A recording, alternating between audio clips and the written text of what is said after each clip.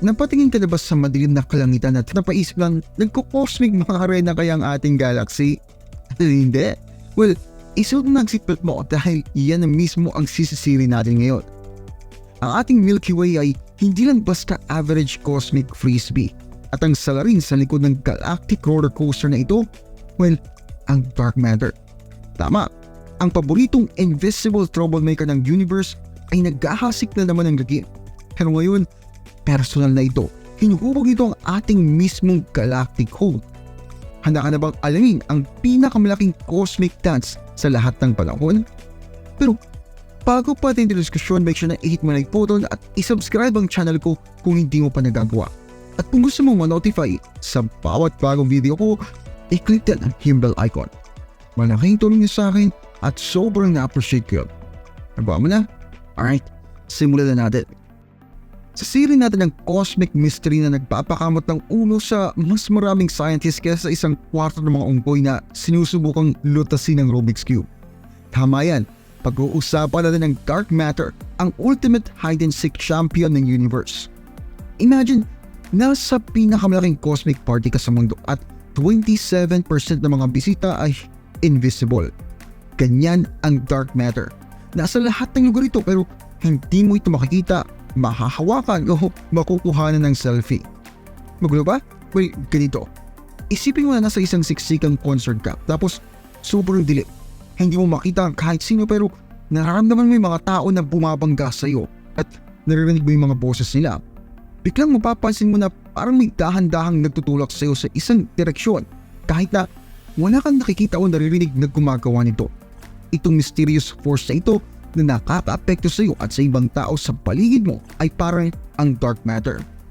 Tulad ng pag-conclude mo na may mga hindi nakikitang tao sa madilim ng concert hall na nagkukos ng mga effects na ito. Ganon din yung mga astronomers na nagdededuce na may dark matter base sa gravitational influence ito sa visible matter. Tulad ng mga bituin at mga galaxies.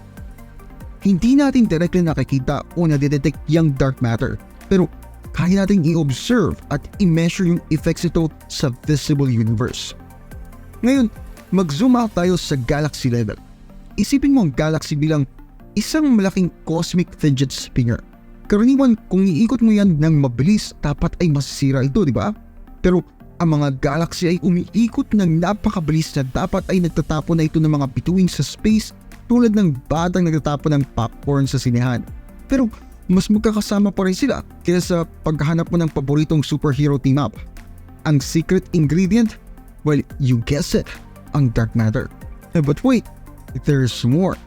Hindi lang naglalaro ng bouncer sa Galactic Nightclub ang dark matter. Itong architect ng buong cosmic neighborhood. Para itong Minecraft pero universe version na gumagawa ng scaffolding para sa mga galaxy na magtatayo sa paligid nito. Kung wala ang dark matter, ang universe ay magiging kasing flat at kasing boring ng pancake na dadaanan ng steamroller. So, ano nga bang paki natin sa mga invisible cosmic glue na ito? Well, ang pag-unawa sa dark matter ay parang sinusubukang alamin ang mga patakaran ng isang laro kung saan kalahati ng mga piraso ay invisible at ang board ay patuloy na nagbabago ng cookies. Ito ang susi sa pag-unlock mo ng mga sekreto ng universe mismo. At ito ang isang wild idea. Paano kung ang dark matter ay talagang mga tira-tirang crumbs mula sa lunch break ng isang cosmic entity? O baka ito ang paraan ng universe para maglaro ng cosmic hide and seek sa atin. Ang mga possibilities ay kasing endless ng appetite ng isang black hole. Noong 50s, nakakuha mga astronomer ng ilang cosmic walkie-talkies aka radio telescopes at nakatune in sa paboritong element ng universe, ang hydrogen. Lumalabas na ang hydrogen ay ang pinakamalaking tsismoso sa galaxy. Palaging nagkukwento tungkol sa kung saan ito nakatambay. Sa pamamagitan ng pag-map ng mga hydrogen radio waves na ito, basically, nakuha ng mga scientists ang secret diary ng Milky Way. But wait, there's more. Nagsisimulang magsabi din ng mga bituin tungkol sa galaxy. Nagsimulang pag-aralan ng mga astronomer ang mga distansya ng bituin at kung gaano kabilis silang umiikot. Pinubuo ang ating cosmic puzzle neighborhood tulad ng isang stellar jigsaw puzzle. Tapos, dumating si Gaia, ang cosmic cartographer ng European Space Agency. Ang plucky little spacecraft na ito ay may misyon na i-map ang higit sa 1 bilyong bituin. Tama yan, bilyon na may P. Para itong Google Maps pero sa galaxy. Maliban na lang sa halip na street view, star view ang makukuha mo. Gumawa si Gaia ng 3D na map na sobrang detalyado na nagpapag-peek out ito sa mga astronomer na mas matindi pa sa mga fans sa isang sci-fi convention. Ngayon, dito na nagiging wild. Ang ating Milky Way ay hindi lang flat na cosmic frisbee. Hindi, para itong vinyl record na naiwanan sa araw ng sobrang tagal. Ang mga gilid at ay warp at flare. Parang nagkakaroon ng sobrang cosmic coffee ang galaxy at kinabahan. Think about it this way. Kung ang mga Milky Way ay sombrero, hindi ito magiging boring na mga usual cap. Magiging parang isa sa mga wacky na wavy na sombrero na makikita mo sa isang royal wedding o sa isang Kentucky Derby. Habang lumalayo ka sa gitna, mas nagiging dramatic ang twist. Parang itong mga outer edges ng galaxy ay sinusubukang gumawa ng wave sa isang cosmic baseball game. Pero bakit? Bakit ginagawa ng ating galactic home ang best impression nito ng funhouse mirror? Sinusubukan ba ditong iwasan ang ilang cosmic traffic? Baka sinusubukan lang itong magmukhang cool para sa mga katabing galaxy? O baka ito'y ebidensya ng isang epic universe-scale game ng tug of war na hindi natin makita. Sa loob ng ilang taon, kinakamot ng mga scientists ang kanilang mga ulo. Sinusubukan nilang alamin kung bakit mukhang nahuli ang ating galaxy sa isang cosmic taffy puller. Dahil ba ito sa isang drive-by galaxy? Isang close encounter of the galactic kind? O baka ang Milky Way ay uminom lang ng sobrang space cocktails at medyo nahilo? Pumapasok ang plot twist na nagpapagalaw sa astronomical world. Isipin mo to, isang invisible spherical bubble ng dark matter. Parang malaking cosmic hamster ball na nakapalibot sa ating buong galaxy. Ngayon, akala na lahat na ang dark matter halo na ito ay nagpe-play nice, naka-line up ng maayos sa ating galactic disk tulad ng isang well-behaved cosmic companion. Pero hawakan mong yung telescope dahil may attitude ang halo na ito. Isang kamakailang pag-aaral ang nagbigay ng bombshell na ang ating dark matter halo ay maaaring tilted at misaligned. Tulad ng isang rebuilding teenager na tumatangging sumunod sa mga house rules. Hindi lang ito slightly off, pinag-uusapan natin ang full-on cosmic tilt. Ang tilted halo theory na ito ay parang nalaman mong ang iyong imaginary friend ay nag-aayos ng iyong mga damit kapag wala ka. Invisible ito, napakalaki at mukhang hinihila ang mga string ng ating galaxy all along.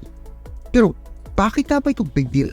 Well, isipin mo na sinusubukan mong lutasin ang 1,000-piece jigsaw puzzle tapos nalaman mo na mali ang larawan sa box at kalahati ng mga piraso ay invisible. Yan ang kinakaharap ng mga astronomer. Ang mga bagong teorya na ito ay parang paghanap ng nawawalang corner piece na nagkukonekta sa buong cosmic picture. Ang mga implikasyon ay nakakabaliw. Maaari bang ipaliwanag ang tilted halo na ito kung bakit mukhang gumagawa ng galactic limbo ang Milky Way? Ito bang dahilan kung bakit ang ating cosmic disk ay mas warp pa sa vinyl record na naiwan sa mainit na kotse? Ang mga possibilities ay kasing endless ng appetite ng isang black hole. So, picture this. Si Xiao Liu at ang kanyang gang ng space-savvy scientists ay nagpa siya maglaro ng Sim Galaxy. Pero sa halip na gumawa ng mga swimming pool at manood ng virtual na mga tao na nalulunod, gumawa sila ng buong galaxy. Gumawa sila ng baby Milky Way lookalike, kumpleto sa dark matter at halo na mas tilted pa sa Leaning Tower of Pisa. Pinag-uusapan natin ang 25-degree angle. Ngayon, dito na naging wild. Pinunod na lang fast forward sa cosmic simulation na ito. Lumipad sa bilyong-bilyong taon ng mas mabilis pa. At guess what? Ang kanilang digital galaxy ay nagsimulang gumawa ng twist and shout, warping at flaring tulad ng ating real-life Milky Way. Para itong cosmic dance-off sa pagitan ng galactic disk at ang invisible dance partner nito, ang dark matter halo. Gumagawa ng wobble ang disk, sumasayaw ng isang cosmic hula hoop. Habang ginagawa niya ito, nagtataas baba naman siya na parang stellar mosh pit. Ang resulta, isang galaxy na mukhang dumaan sa funhouse mirror tulad nga ng galaxy natin. Pero hold into your space helmet pa kasi mas titindi pa ito. Nang ihambing nilang kanilang digital doppelganger sa tunay na Milky Way, shoutout kay Gaia para sa epic star maps. Para kang tumingin sa cosmic twins na pinaghiwalay pagkapanganak. Ang hugis, ang laki, kahit ang kakaibang galaw, lahat spot on. Ngayon, ito ang kicker. Lahat ng cosmic chaos na ito ay isang inside job. Kalimutan mo ang tungkol sa galactic drive-bys o cosmic fender benders. Ang wild shake ng Milky Way ay lahat dahil sa sarili nitong tilted dark matter halo. Parang nalaman mo may multong bahay mo pero ang multo ay actually ang iyong invisible roommate na daroon lang pala all along. Ang digital deep dive na ito ay nire-write ang origin story ng ating Milky Way. Lumalabas na ang ating galaxy ay may mas wild na kabataan kaysa sa inaakala natin. Pinag-uusapan na ng multiple collisions at pagsasama para itong cosmic version ng wild college days ng mga parents mo.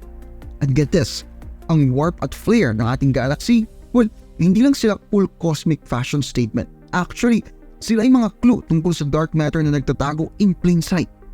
Para itong ultimate laro ng hide and seek, nilalaro lang sa galactic scale. And there you have it, ginagawa ng ating Milky Way ang cosmic cha-cha kasama ang isang invisible partner. Sino nga bang nakakaalam na may smooth moves pala ang dark matter? Pero ang galactic groove na ito ay nagdudulot ng mas marami pang tanong. Ang ating galaxy lang bang gumagawa ng ganitong sayaw? May ba pang cosmic dancer dyan na hindi pa natin nakikita? At ano nga bang ibig sabihin ito para sa hinaharap ng ating stellar neighborhood? Kung na-enjoy mong video na ito, ismatch mo naman ang like button ang mas malakas pa sa pagbangga ng mga galaxy sa isa't isa. At huwag kalimutan mag-subscribe at i-click ang notification bell. Hindi mo alam kung kailan natin ibabagsak ang susunod na mind-bending beat. Maraming salamat sa panonood at kita-kits tayo sa next video. Maraming salamat po sa inyong panonood. Kung mahilig kayo sa history, mystery, religion, urban legends at iba pa, paki-subscribe naman po ang isa kong channel, ang Libro. May bagong videos po every week. Paki-like at paki-follow na rin po ang aking Facebook page. Muli, maraming salamat po. Meron po tayong member content, paki-check na lamang po ang playlist. Marami-rami na rin pong nakalagay doon. Muli, maraming salamat po sa inyong patuloy na pagsuporta.